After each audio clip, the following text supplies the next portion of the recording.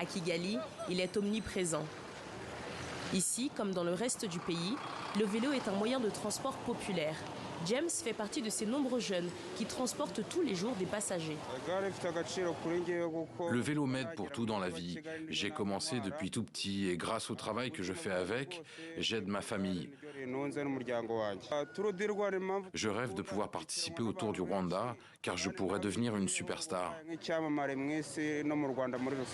Un rêve partagé par beaucoup de vélotaxis du pays, car c'est grâce à cette fameuse compétition du Tour du Rwanda que le pays a bâti sa réputation de leader du cyclisme.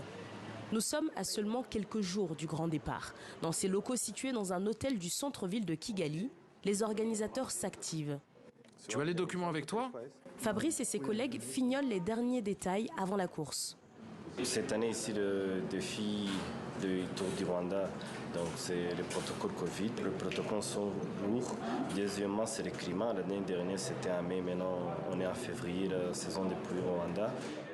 Pendant que les organisateurs terminent les préparatifs, les sportifs sont sur leur dernière ligne droite. À 2 heures de la capitale, dans la ville de Musanze, c'est le dernier jour d'entraînement de l'équipe nationale rwandaise. Prends les bananes. Cela fait 1 mois qu'ils s'entraînent presque tous les jours, suivis de près par Félix, entraîneur de l'équipe nationale depuis 10 ans. Aujourd'hui, on a l'entraînement d'endurance. On va faire pas beaucoup de kilomètres, mais quand même 4 heures, c'est pas moindre.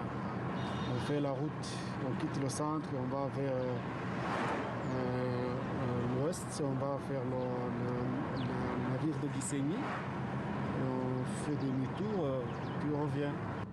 Durant ces 4 heures, le coach observe tous les coureurs et hors de question de laisser les problèmes techniques les ralentir. Qu'est-ce qui se passe? J'ai déraillé.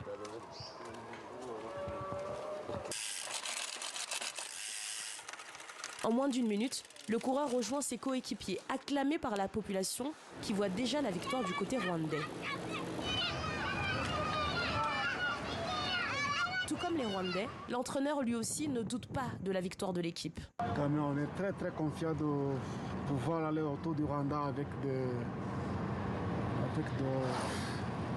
l'espérance. Donc le Rwanda va gagner beaucoup de maillots cette année. On va essayer de gagner beaucoup de maillots cette année. Ouais.